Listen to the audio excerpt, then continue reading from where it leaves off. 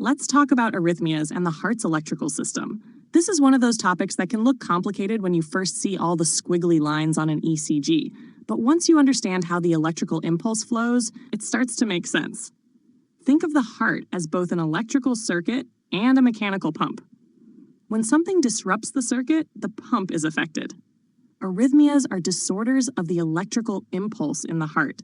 They may involve how the impulse is formed, how it is conducted, or both. And when that happens, we see disturbances in heart rate, rhythm, or both. Sometimes the first clue isn't the rhythm strip at all. It's the effect on the body.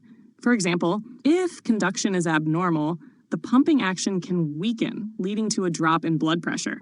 That's why you always connect what you see on the monitor to how the patient feels. Arrhythmias are diagnosed primarily by looking at the EECG waveform, and treatment depends on how frequent and how severe the symptoms are. They're named according to where the impulse originates and how it's conducted. For instance, if the impulse starts in the SA node but fires too slowly, that's sinus bradycardia. Now let's look at how things should normally work. A healthy impulse begins in the sinoatrial node, also called the SA node. This is the natural pacemaker of the heart, located in the right atrium near the superior vena cava. In adults, it usually fires between 60 and 100 times per minute. From the SA node, the impulse travels through the atria to the atrioventricular node, or AV node. The AV node is special because it slows the impulse just long enough for the atria to contract and push blood into the ventricles.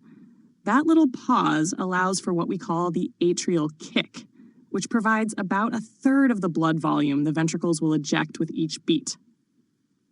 After this pause, the impulse travels quickly through the bundle of His, splits into the right and left bundle branches, and then spreads through the Purkinje fibers into the ventricular muscle.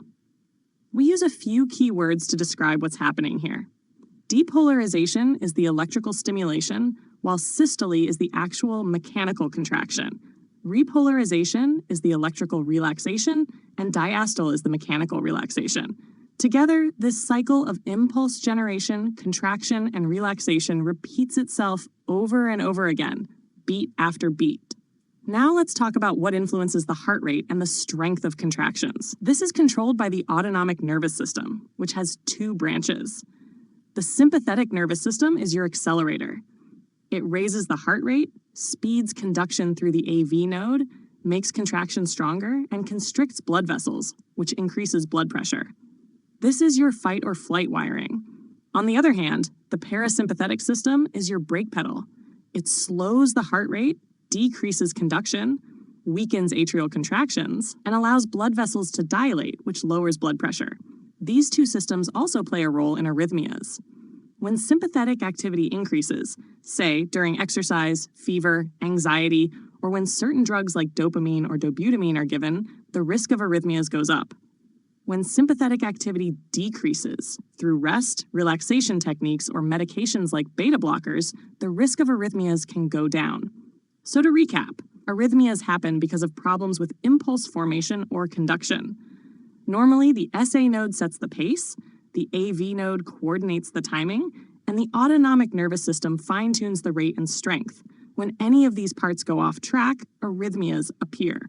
Understanding this foundation is essential before we dive into the specific types of arrhythmias you'll see on an ECG strip.